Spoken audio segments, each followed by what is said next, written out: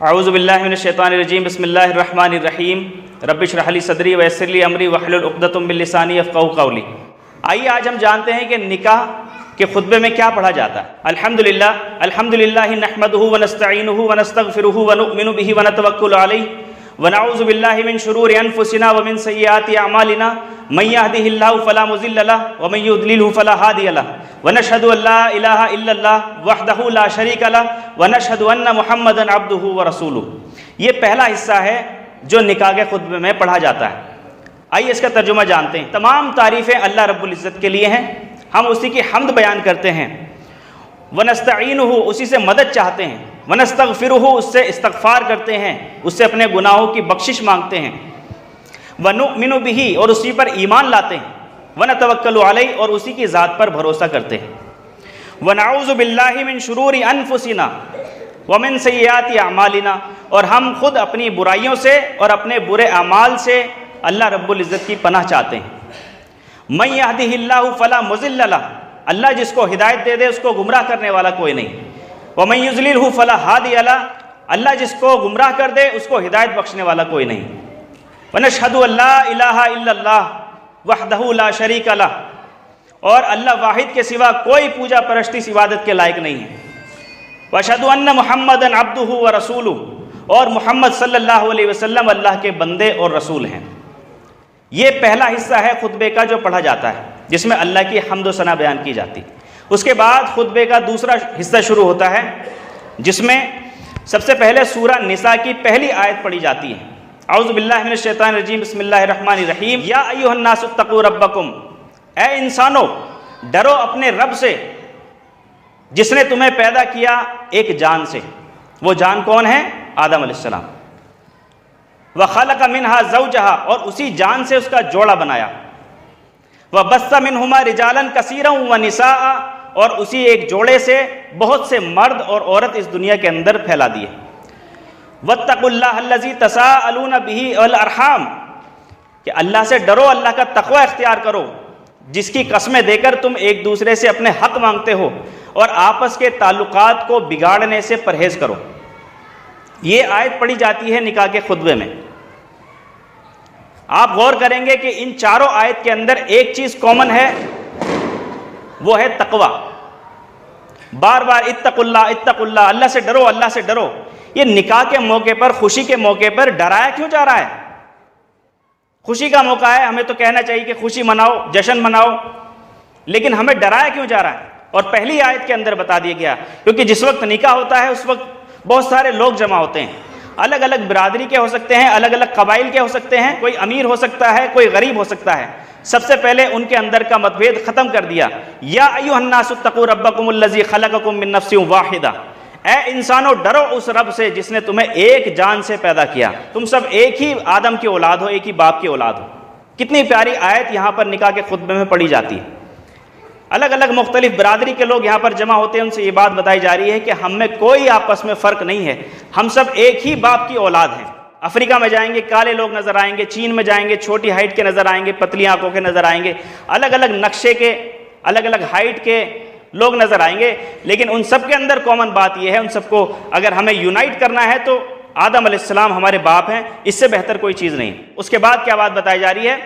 وَاتَّقُوا اللَّهَ الَّذِي تَسَاءَلُونَ بِهِ وَالْأَرْحَامَ إِنَّ اللَّهَ كَانَ عَلَيْكُمْ رَقِيبًا، کہ دیکھو جس اللہ کی قسم کھا کر تم ایک دوسرے سے اپنے حق مانگتے ہو، اس اللہ سے ڈرو، آپس کے تعلقات خراب کرنے سے، بگاڑنے سے پرہیز کرو، اس کو منع فرمایا جا رہا ہے نکاح کے موقع پر، کیونکہ اب ایک لڑکا اور ایک لڑکی ایک بندھن میں بندھنے والے ہیں، اس کے بعد ان کا خاندان شروع ہوگا۔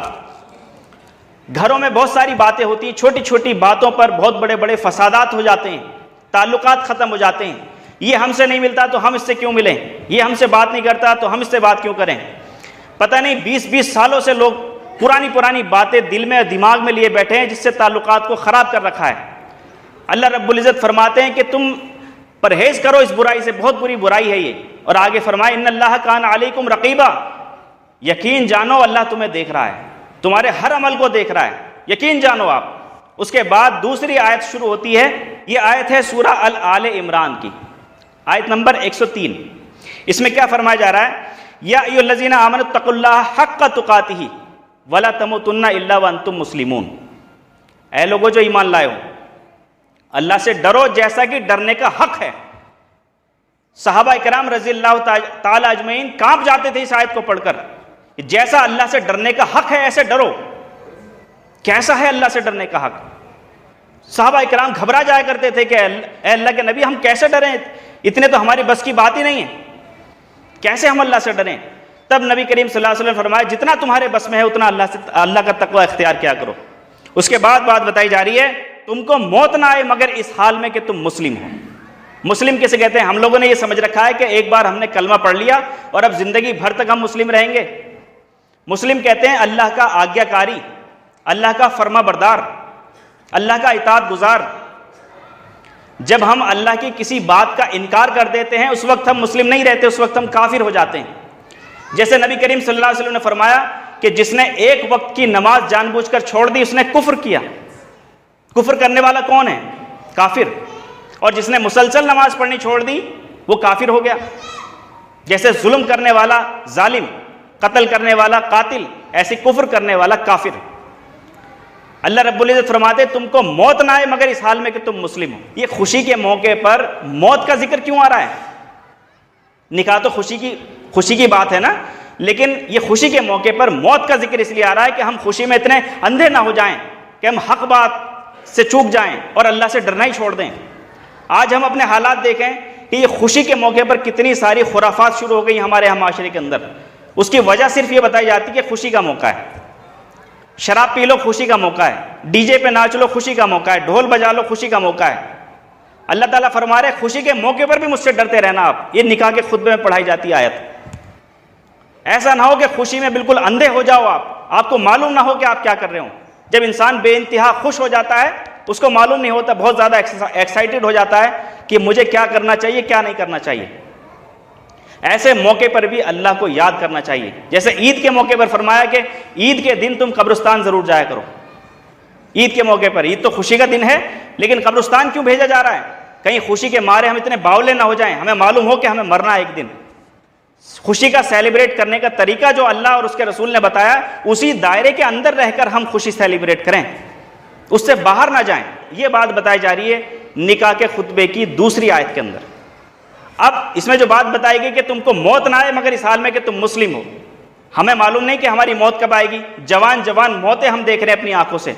اب اس کا طریقہ یہ ہے کہ ہر وقت ہر دن ہم اللہ کا آگیا کاری بن کے رہیں، اللہ کی اطاعت نہ چھوڑیں۔ ایسا نہ ہو کہ ایک شادی کے خوشی کے موقع پر ہم اللہ کی اطاعت سے نافرمانی کر دیں، کفر کرنا شروع کر دیں۔ ایک خوشی کے دن میں ہم نمازیں چھوڑ دیں، ایک خوشی کے دن میں ہم اپنے سروں پیر سے ہماری بہن بیٹیاں چنیاں اتار کر پھینک دیں خوشی کے موقع پر۔ ایسے خوشی کے موقع پر بھی اللہ کا تقوی اختیار کرنا ہے، اس لیے یہ نکاح کا خطبہ پڑھا جاتا ہے۔ ابھی ہماری تیسری سورہ شروع ہوتی ہے، سورہ الاحزاب کی آیت نمبر 70 اور 71۔ اس میں کیا بات بتائی جا رہی ہے؟ یا ایھا الذین آمنوا اتقوا اللہ وقولوا قولا سدیدا، اے لوگوں جو ایمان لائے ہو تم ٹھیک ٹھیک بات کہا کرو، ٹھیک ٹھیک بات کہا کرو۔ زبان کے بارے میں ذکر کیا جا رہا ہے۔ یہ جو زبان ہے نا، یہ زبان دوست کو دشمن بنا دیتی ہے اور دشمن کو دوست بنا دیتی ہے۔ آپ نے فرمایا تم مجھے 2 چیزوں کی ضمانت دے دو میں تمہیں جنت کی ضمانت دیتا ہوں، اس میں سے ایک ہے زبان۔ اسی زبان کی وجہ سے بہت سارے گھر برباد ہو جاتے ہیں، بہت سارے گھر ٹوٹ جاتے ہیں اسی زبان کی وجہ سے۔ چھوٹی چھوٹی بات پر شوہر نے بیوی کو یا بیوی نے شوہر کو یا سسر نے بہو کو یا بہو نے ساس کو، الگ الگ انہی رشتوں کے درمیان یہ زبان سب سے زیادہ امپورٹنٹ ہوتی ہے گھروں کو توڑنے میں۔ ایک حدیث میں فرمایا کہ اگر آپ کے پاس بولنے کے لیے خوبصورت الفاظ نہیں ہیں تو آپ خاموش رہو، وہ تمہارے لیے زیادہ بہتر ہے۔ ایک حدیث فرمایا جب تمہیں غصہ آتا ہے تو خاموش ہو جاؤ، پانی پی لو، اپنی پوزیشن چینج کر لو، زبان سے کسی کو تکلیف مت پہنچانا۔ اور ایک حدیث میں آپ نے فرمایا کہ میں نے اس زبان کی وجہ سے بہت سارے لوگوں کو جہنم میں جلتے ہوئے دیکھا ہے، جب آپ سفر معراج پر گئے تھے۔ اسی زبان کو قابو کرنے کے لیے یہ آیت پڑھی جاتی ہے۔ افسوس کی بات یہ ہے کہ ہمارے ہاں پر خطبے کا ترجمہ نہیں بتایا جاتا۔ کتنی امپورٹنٹ باتیں ہیں جو ہمیں بتائی جا رہی ہیں خطبے کے اندر۔ یصلح لکم اعمالکم ویغفر لکم ذنوبکم ومن یطع اللہ رسولہ فقد فاز فوزا عظیما۔ کیا معنی ہوئے اس کے؟ کہ اللہ تمہارے اعمال درست کر دے گا۔ اگر تم نے اپنی زبان پر قابو پایا کنٹرول کر لیا تو اللہ تمہارے اعمال درست کر دے گا. اور کیا کرے گا؟